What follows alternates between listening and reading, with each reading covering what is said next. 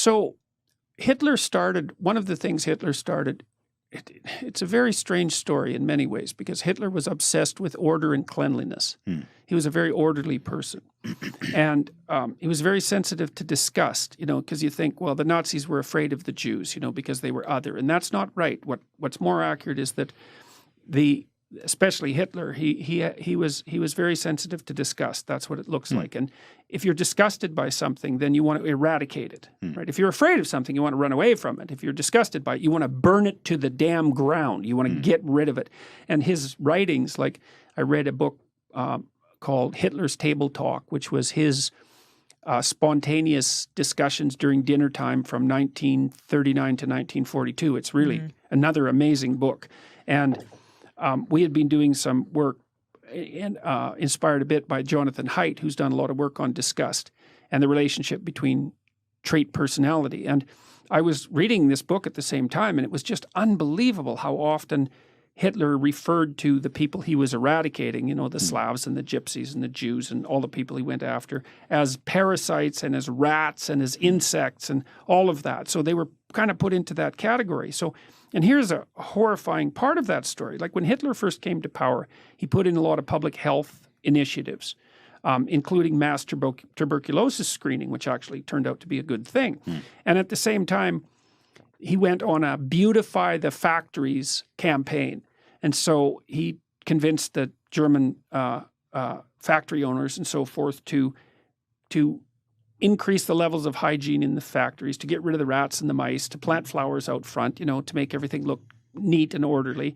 And the insecticide they used was Zyklon.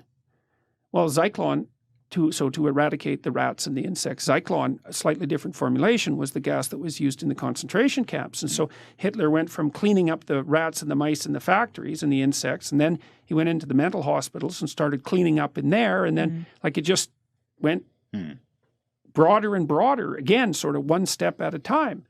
And the Germans had plenty of reason to be resentful and hateful because, think about what they went through. We can't even imagine it.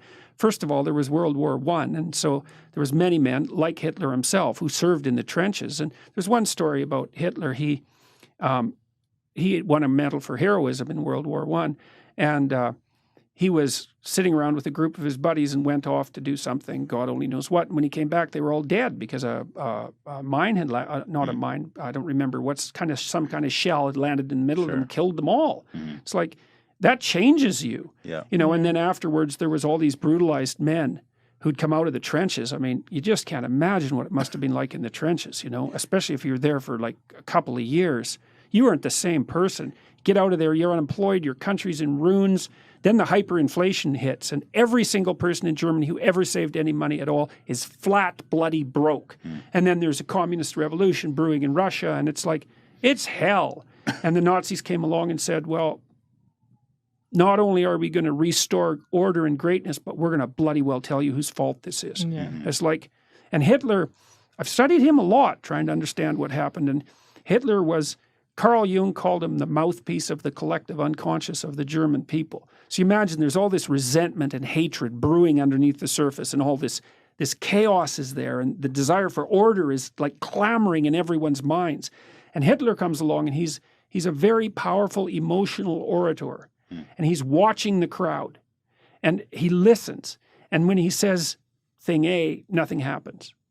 And when he says thing B, everybody roars. And so he takes note of that. And it's not even conscious exactly, right? Because he's being molded by the crowd. And so they roar. And so so that's a reinforcement. That's a reward. And so then he goes down that line a little bit farther, and they roar some more, and then he tries something else, and it's silent. He becomes what they want. You bet. Exactly that, man. He acts out the dark desire of the mob. So he becomes the embodiment of the dark desire of the mob. And that's partly why he had the charisma. It's right, because there's this unconscious fantasy brewing in the back of everyone's minds. You see that to some degree now with Antifa, for example, and their proclivity towards violence. And you ask, just exactly what's going on there? Well, Hitler came to embody the desire of the German people for order and revenge.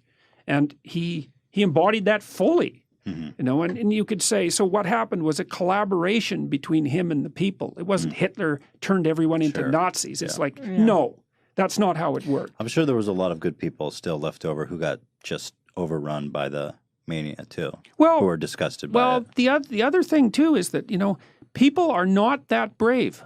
And everybody thinks, this is one of the things I teach in my Maps of Meaning class, it's like, okay, you look at Nazi Germany in the 30s and you think, well, I'd be one of the heroes who rescued the Jews. It's like, statistically, that's very improbable. Right. And one of the things I've learned in the last year with all this strange political, what would you say? This strange situation that I've been in is how unlikely it is for people to speak up. They just won't. Even tenured professors who are tenured, they're protected. It's like the probability they'll pop their head up and say something that might make them identifiable is very, very low. So it's scary, yeah. I guess you're right. Well, it's and at time, in Nazi Germany, the stakes were as high as it could get. They didn't tolerate That's dissension. right. That's exactly right. But even when the stakes are low, people won't speak up, sure. eh?